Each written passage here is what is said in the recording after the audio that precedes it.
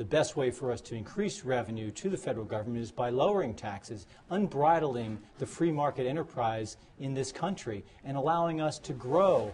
I think those that look at raising taxes as a way of raising revenue don't understand basic economics.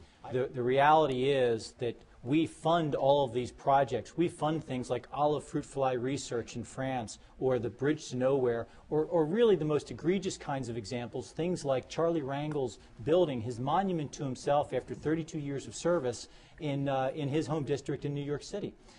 The problem is we spend and waste all of this money on these projects, and that's why it has to stop. Certainly, we get some crumbs here, but in order to get the crumbs here, we have to vote for thousands of wasteful projects all over the country. The bottom line is it's not a good deal for taxpayers. Actually, I think the worst thing that we can have is McCain-Feingold right now. I believe McCain-Feingold is a way that speech is limited, and if we lifted that regulation or that law and return to the status we had before that, that would be the best thing for our country, because that could allow others to get into races. Instead of having these arbitrary caps of $2,300, others could contribute and support candidates they may want to. Well, I believe that the approach that I take to fixing Social Security is consistent with the conservative part of the Republican Party, and that would be maintaining the commitment we have to seniors who are currently receiving Social Security and allowing them to continue to draw the benefits that they're entitled to, but allowing younger people, people in their 20s and 30s, to take a portion at their election of the money that they have that's being contributed to Social Security and putting it into private accounts. There's currently about 12.4% of each individual's wages put into these accounts.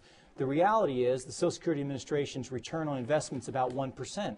I think we should give these younger people an opportunity to invest that money for themselves and garner a better return, and also move towards that ownership society that has made our country great. I believe the best president from my perspective is certainly Ronald Reagan. He was a man that had terrific communication skills. He was value-based, and he understood how to craft a vision, how to get people behind him and move forward in doing the right thing.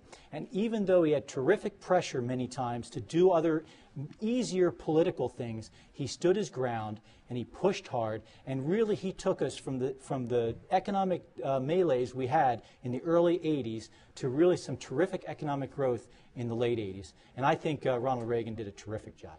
I would just suggest that if the 40,000 grassroots member Club for Growth is a special interest group, that's the kind of special interest group I want to be involved with. They are a pro-taxpayer group. They are fully engaged in cutting wasteful spending, cutting taxes. They're Republican to the core, conservative to the core.